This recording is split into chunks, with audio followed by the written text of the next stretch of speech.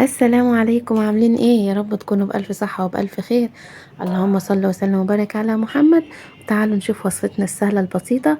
ولو أول مرة تشوفوني، معاكم حبيبة منوفر مع مطبخ حبيبة. السهل والبسيط والسريع والوفير عندي إن شاء الله. بجد الحلو ده حلو جدا.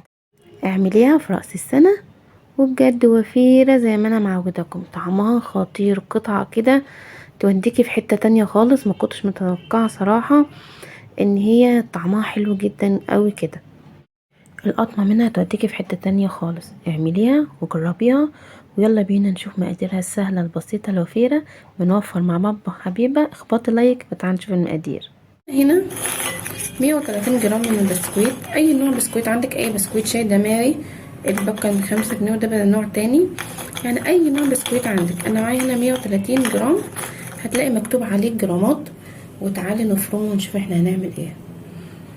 نبتدي نحطه هنا كده عشان نفرمه.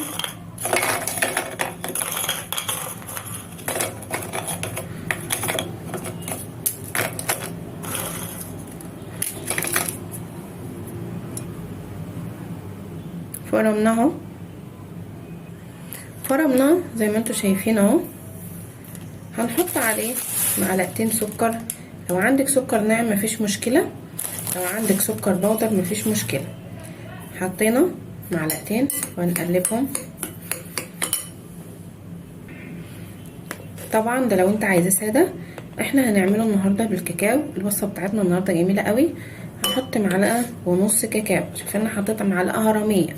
لو انت مثلا هتعمليها معلقه ممسوحه يبقى معلقتين ممسوحين. مقادير كده مظبوطه بالظبط. هنقلب المواد الجافه كده مع بعضها. شايفين الخليط بقى عامل ازاي كده؟ قلبته كله مع بعضه بقى بالمنظر اللي انتوا شايفينه دوت. تعالوا اقول لكم هنحط عليه ايه كمان. معانا هنا قد ايه؟ معانا نص كوبايه لبن. هنبتدي نحط اللبن.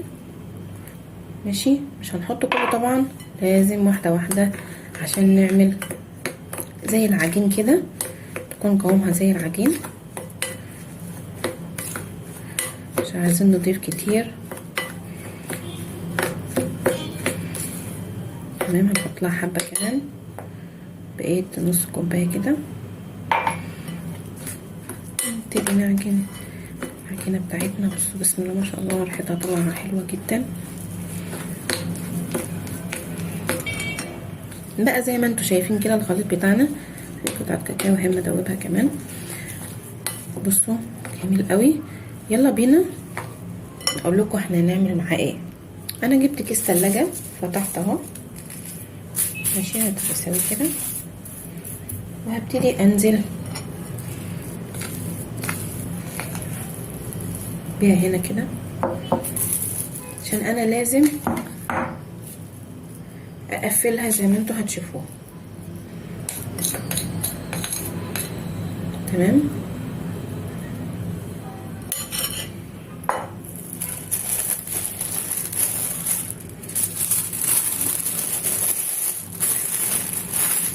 انا عايزاها رول، ما يكونش مليان قوي ولا رفيع قوي. كده الف كده لغايه ما اخد الحجم اللي انا عايزاه.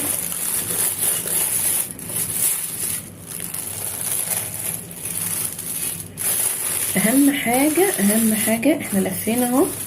اهم حاجه هبتدي اضغط في الجوانب علشان يخرج اي هواء منها. هبتدي اضغط. انا ضغطت من هنا كده، هبتدي اضغط من الناحيه التانية وابتدي اعمل الحركه دي كده عشان ايه؟ اي هواء يخرج منها وتبتدي تبقى رول على بعض. تمام. خرج منها اي هواء.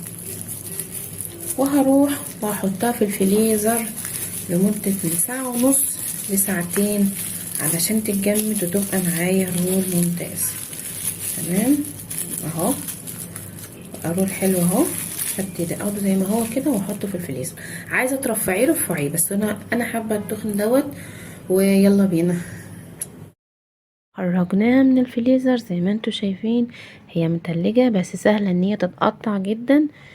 يعني ممكن بنتك تعملها، ابنك يعملها، خلوهم يشتركوا معاكي فيها. بس بجد لذيذة لذيذة لذيذة. هاجي هنا اقطعها. طبعا اول قطعة ديت هحطها على جنب كده للي عايز يدوق.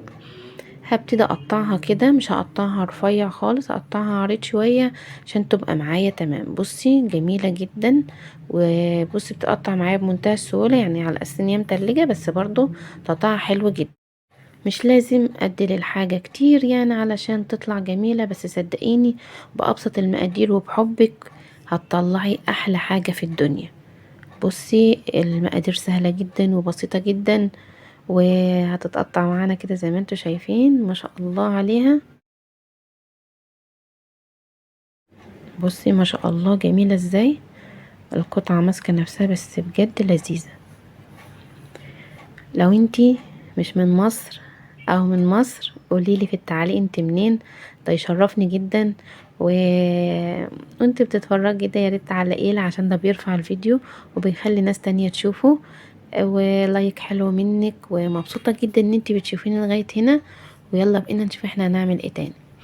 هنا انا قطعت الكمية كلها هي زي ما انتوا شايفين، هي طلعت حوالي 12 قطعة. 12 قطعة غير طبعا القطعتين اللي في الاول وفي الاخر ما حسبتهمش. بس بصي جميلة. هاخدها دلوقتي واحطها في التلاجة. وتعالي هنا مكعبين بس شوكولاتة، يعني بصي حاجة قليلة جدا، مكعبين شوكولاتة وممكن مكعب واحد لان اتبقى كمان. هبتدي اغطسها في الشوكولاتة وارصصها في الطبق وهدخلها التلاجة بس كده، مفيش اكتر من كده. ولو عجبتك الوصفة ما تنسينيش في لايك وشير واشتراك وقولي لاصحابك عشان اكبر واكبر بيكم.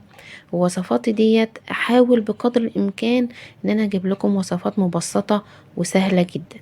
عاشقين الشوكولاتة معاكم الوصفة ديت، استخدموها مش هتندموا ابدا، بجد طعمها خرافي. وشكرا لو بتشوفيني لغاية هنا، ويا رب اكون اسعدتكم ويا رب اكون عند حسن ظنكم. وشكرا واشوفكم في فيديو جديد ان شاء الله.